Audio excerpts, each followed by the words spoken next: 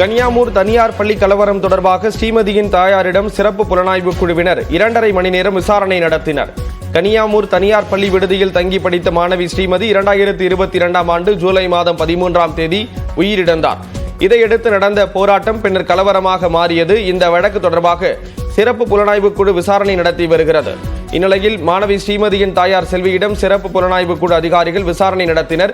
ஸ்ரீமதி இறப்பை தொடர்ந்து ஏற்பட்ட கலவரத்திற்கு காரணம் யார் என்பது குறித்து சிறப்பு புலனாய்வு குழுவினர் விசாரித்தனர். திண்டுக்கல் மாவட்டம் ஒட்டன்சத்திரம் அருகே சிட்கோ தொழிற்சாலை அமைக்க எதிர்ப்பு தெரிவித்து ஆர்ப்பாட்டத்தில் ஈடுபட்ட 500க்கும் மேற்பட்டோர் கைது செய்யப்பட்டனர்.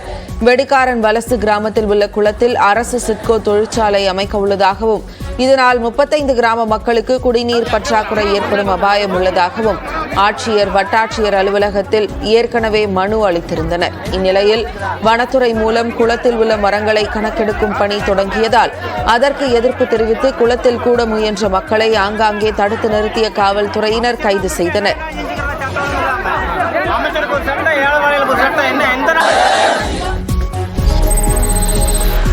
நீலகிரி மாவட்டம் கூடலூர் அருகே குடியிருப்பு பகுதிகளில் முகாமிட்ட 2 யானைகளை பொதுமக்களை வனப்பகுதிக்குள் விரட்டினர். ஸ்ரீமதுரை ஊராட்சிக்குட்பட்ட பகுதிகளில் கடந்த சில நாட்களாக 2 யானைகள் முகாமிட்டிருந்தன. இந்நிலையில் எச்சமயல் பகுதியில் இரவு நேரத்தில் வலம் வந்த ஒற்றை யானை வீட்டின் முன்பு நின்றபடி இலை தடைகளை சாப்பிட்டது. சத்தம் கேட்டு வெளியே வந்த பொதுமக்கள் யானை இருப்பதை கண்டு அதிர்ச்சி அடைந்தனர். பின்பு நீண்ட நேரம் கூச்சலிட்டு யானையை விரட்டினர். அதைத் தொடர்ந்து காலையில் 2 யானைகள் ஆற்று வெள்ளத்தை கடந்து வனப்பகுதிக்குள் சென்றன.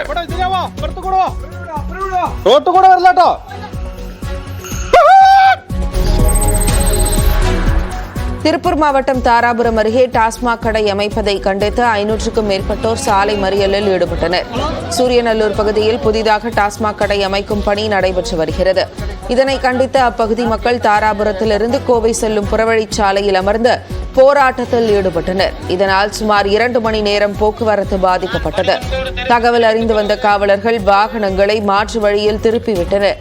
மேலும் புதிதாக டாஸ்மாக் கடை இந்த பகுதியில் அமைக்கப்படாது என தெரிவித்ததை தொடர்ந்து பொதுமக்கள் கலைந்து சென்றனர்.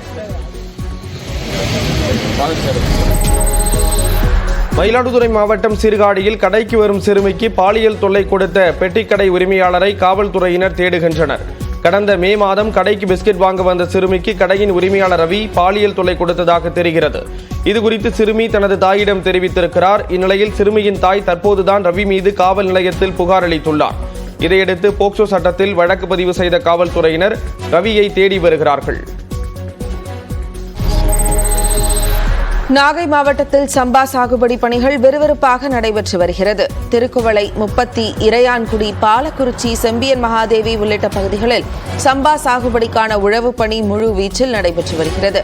குறுவை சாகுபடி பொய்த்து போன நிலையில் சம்பா சாகுபடிக்கு தேவையான தண்ணீரையாவது அரசு பெற்றுத்தரும் என்ற நம்பிக்கையோடு உழவு பணியில் விவசாயிகள் ஈடுபட்டுள்ளனர். டெல்டா மாவட்டத்திற்கு தற்போது அறிவித்த குறுவை தொகுப்பு திட்டம் நாகை மாவட்ட விவசாயிகளுக்கு பயனளிக்காத நிலையில் சம்பா சிறப்பு தொகுப்பு திட்டத்தை அறிவிக்க வேண்டும் என்று விவசாயிகள் கோரிக்கை விடுத்துள்ளனர். குறுவை சாவடிக்கு முழுதும் தண்ணி வரல. இப்போ சம்பா சாவடினாலும் நீங்கள் ஏதாச்சும் ஏற்பாடு பண்ணி தண்ணி திறக்கிற மாதிரி கேட்டுக்கொள்வோம். தருமபுரி மாவட்டம் சிவாடி ரயில் நிலையம் அருகே கஞ்சா விற்பனை செய்த 4 இளைஞர்கள் கைது செய்யப்பட்டனர். தொப்பூர் காவல் நிலையத்திற்கு கிடைத்த ரகசிய தகவலின் அடிப்படையில் காவல்துறையினர் வாகன தணிக்கையில் ஈடுபட்டிருந்தனர். அப்போது அந்த வழியாக வந்த 2 இருசக்கர வாகனத்தில் வந்த 4 பேரை தடுத்து நிறுத்தி சோதனை செய்தபோது அவர்களிடம் 400 கிராம் கஞ்சா சிக்கியது. இதையடுத்து அதனை பறிமுதல் செய்ததுடன் சிவா, வசந்த், நந்தகுமார், தினேஷ் ஆகிய 4 பேரையும் கைது செய்தனர். சென்னை பல்லாவரத்தில் கஞ்சா விற்பனையில் ஈடுபட்ட ஒடிசா மாநிலத்தைச் சேர்ந்த தம்பதி கைது செய்யப்பட்டனர். இருசக்கர வாகனத்துடன் நீண்ட நேரமாக ஒரே இடத்தில் நின்றிருந்த ஆண் மற்றும் பெண்ணிடம் காவல்துறையினர் விசாரித்தனர். அப்போது ஒடிசாவைச் சேர்ந்த ஷியாம் ஹான்ஸ், பிரதிமா ஆகிய அவர்களிடம் 2 கிலோ கஞ்சா இருந்தது தெரிய வந்தது.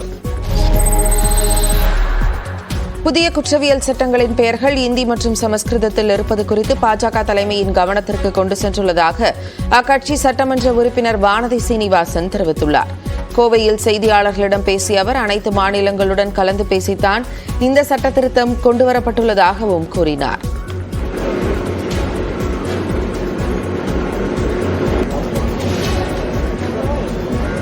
சட்டத்தினுடைய பல்வேறு ஷரத்துக்களை இன்றைய கால சூழ்நிலைக்கேற்ப நிறைய மாற்றி அமைச்சிருக்காங்க. ஆனா பேரை பொறுத்த வரைக்கும் அதுல குறிப்பாக ஹிந்தி சமஸ்கிருதம் அதிகமாக தெரியாதவங்களுக்கு அது உச்சரிக்கிறதுல கொஞ்சம் சிரமம் இருக்கதான் செய்யுது. இது தொடர்பாக எங்களோட கருத்துக்களை நாங்க மத்திய தலைமையிட்ட தெரிவிச்சிருக்கோம். காவல்துறையும் நீதித்துறையும் இணைந்து செயல்பட்டால் நீதி விரைவில் கிடைக்கும் என்று புதுச்சேரி முதலமைச்சர் ரங்கசாமி தெரிவித்துள்ளார். புதுச்சேரியில் 3 புதிய குற்றவியல் சட்டங்களை முதலமைச்சர் ரங்கசாமி அறிமுகம் செய்து வைத்தார். அப்போது பேசிய அவர், பாலியல், கொலை, கொள்ளை உள்ளிட்ட குற்றங்கள் புரிந்தவர்களுக்கு குறிப்பிட்ட காலக்கெடுவுக்குள் தண்டனை கிடைப்பதை உறுதி செய்யும் வகையில் இந்த 3 சட்டங்கள் அமைந்துள்ளதாக பெருமிதம் தெரிவித்தார்.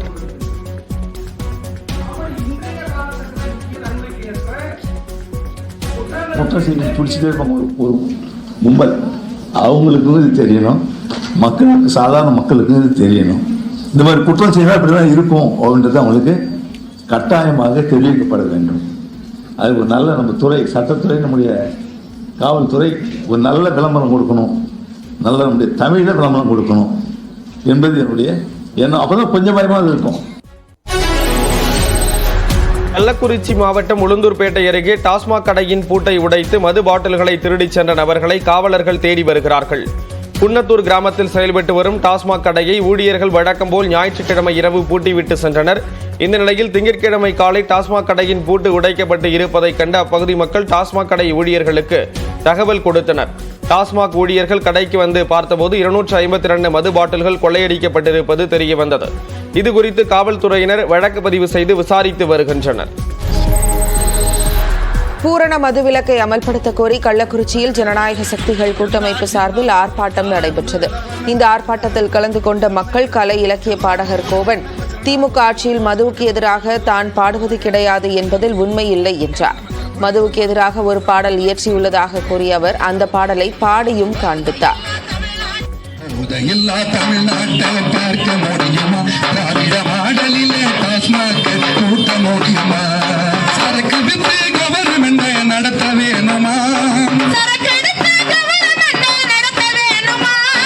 அறிக்கையிலே சொன்னதெல்லாம் காகிதந்தானா, வெறும் காகிதந்தானா.